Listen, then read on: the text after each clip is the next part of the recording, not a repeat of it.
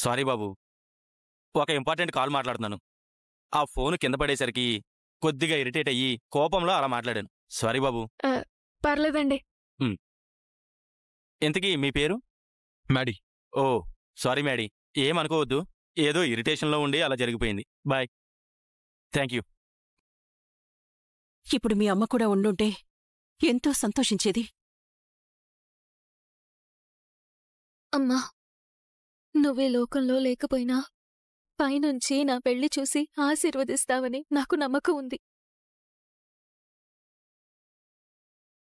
కానీ నాన్న ఆశీస్సులు పొందే అదృష్టం నాకు లేకుండా పోయింది. నాన్న ఈ చుట్టుపక్కలే ఉన్నాడని తెలుసు, కానీ ఎక్కడున్నాడో తెలీదు. ఎక్కడున్నాడో, ఎలా ఉన్నాడో తెలిసేలా ఆశీర్వదించమ్మా. తప్పకుండా ఏదో ఒకరోజు మీ నాన్న నీ కళ్ల ముందుకొస్తాడు. కావేరమ్మా, నీకిచ్చిన మాట ప్రకారం పెళ్లి చేసి అత్తారింటికి సాగనంపుతున్నావు. మధు నిండు నూరేళ్లు పిల్లా పాపలతో సంతోషంగా ఉండేలా ఆశీర్వదించు కావేరమ్మా. అమ్మా మధు, నిన్ను నవమాసాలు మోసి కనకపోయినా నీకు ఏం లేదమ్మా. తను మమ్మల్ని వదిలేసి అత్తారింటికి వెళ్ళిపోతోంది కదా.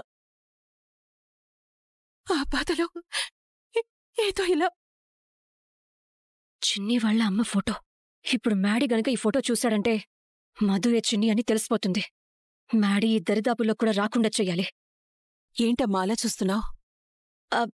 ఏం లేదాంటీ, ఆవిడెవరు?